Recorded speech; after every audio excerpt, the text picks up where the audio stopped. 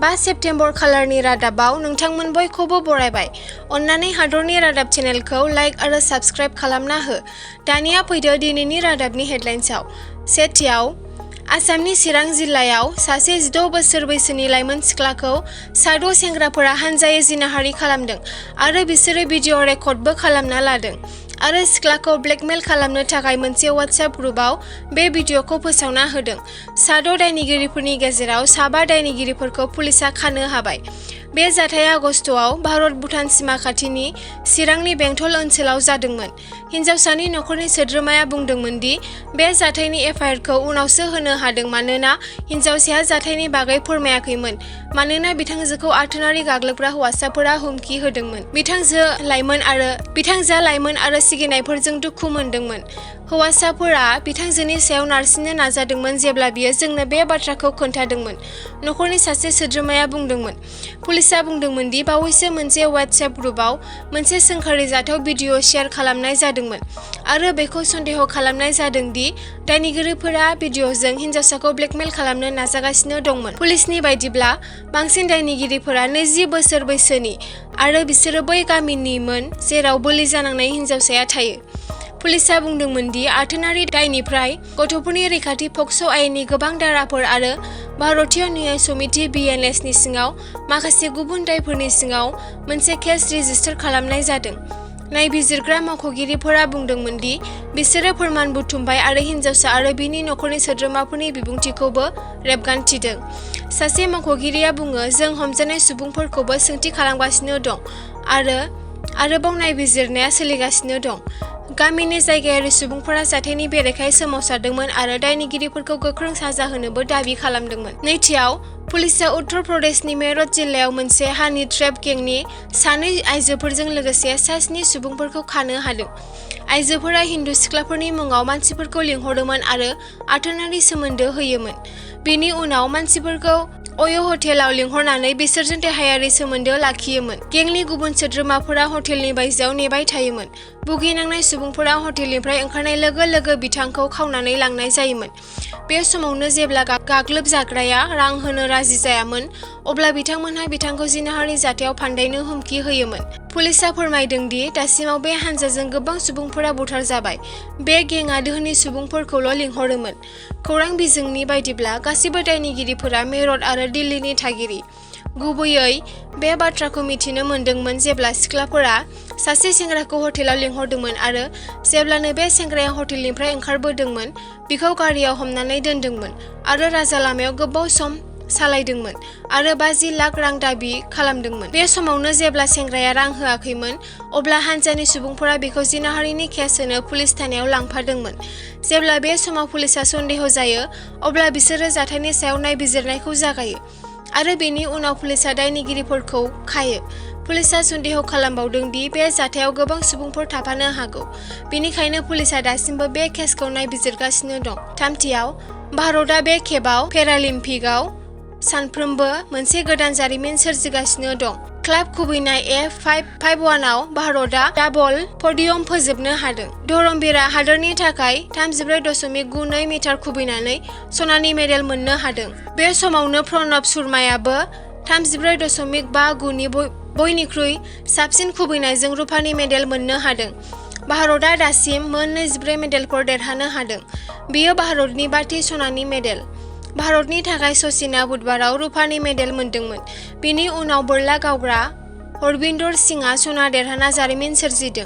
धरमबीर सिंहआ बै सानावनो भारतनि थाखाय 2थि सनानि मेडेल देरहादोंमोन। फारसेथिं प्रणबआ रुफानि मेडेल देरहाना बे साननि खेलाखौ फोजोबदोंमोन।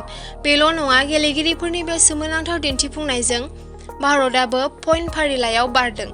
भारतआ दा पइन्ट टेबोलनि 13थि फारियाव फैबाय।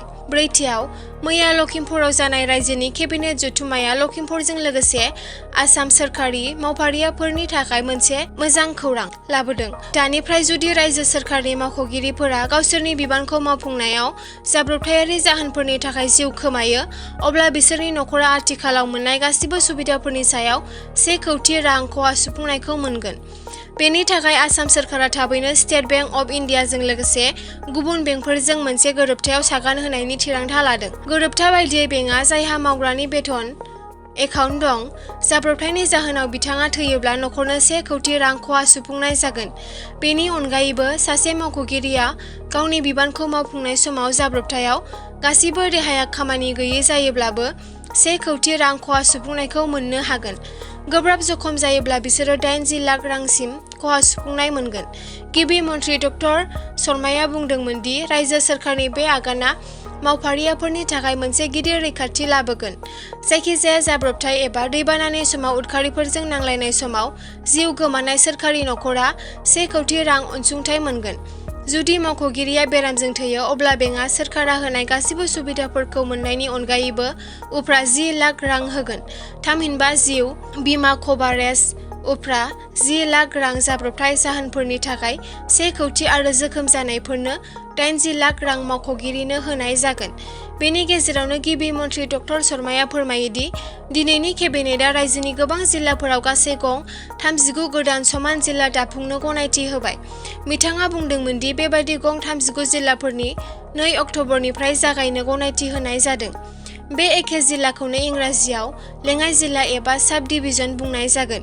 बिथांनि बायदिब्ला बेफोर रोखोमसे जिल्लाफोरा धुबरी जिल्लानि गल'गन्ज, बिलासपुर, बङाइगाव जिल्लानि अबेयापुरी, कामरुप जिल्लानि रङिया, नगाव जिल्लानि कलियाबर, बिश्वनाथ जिल्लानि रहाला, बिश्वनाथ जिल्लानि गहपुर, बिहाली लखिमपुर जिल्लानि दकुवाखाना, धेमाजि जिल्लानि जनाई, तिनिसुकिया जिल्लानि मार्गेरिटा, शिबसागर जिल्लानि सादिया, डुमडुमा, नाजिरा, डिमौ, जरहाट जिल्लानि तिताबर, गलाघाट जिल्लानि सरपटार, गलाघाट जिल्लानि बकाखात, मरिगाव जिल्लानि जगिरद, लाहौरीघाट हजाई जिल्लानि लामदिं, ढेकियाजुलि सनितपुर जिल्लायाव, नादुवार डिब्रुगड़ जिल्लानि खवांग, सराइदेव जिल्लानि दुलियाजान, थिंखं, नाहरखाथिया, सराइदेव जिल्लानि महमारा, करिमगन्ज जिल्लानि पाथरकान्दी आरो रामकृष्ण नगर।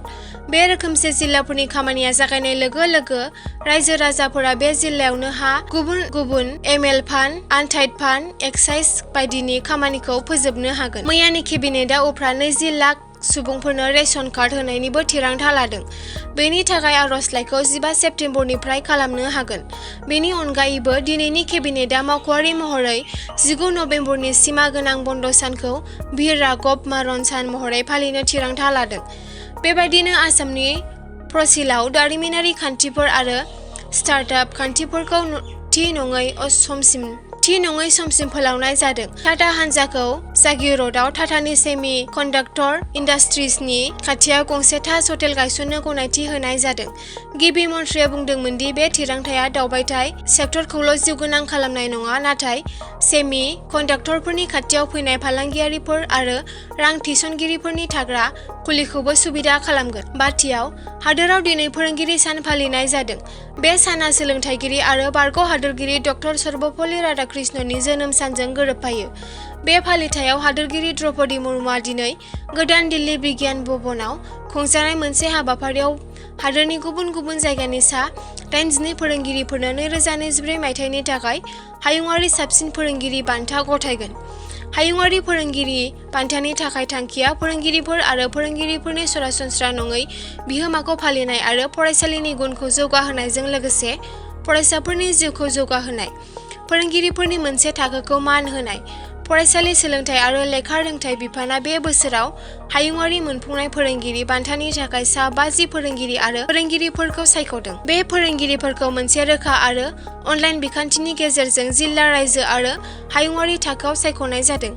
हायुङारि फोरोंगिरि बान्थायाव गांसे फोरमानलाइ, 50,000 रांनि नोगोद बान्था आरो मोनसे रुफानि मेडेल दं। एसेनोसै दिनैनि हादरनि रादाबाव। अन्नानै हादरनि रादाब चेनेलखौ साबस्क्राइब आरो नटिफिकेशन बेलखौ अन खालामनानै ला हादरनि रादाबनिफ्राय नटिफिकेशनखौ मोननो थाखाय।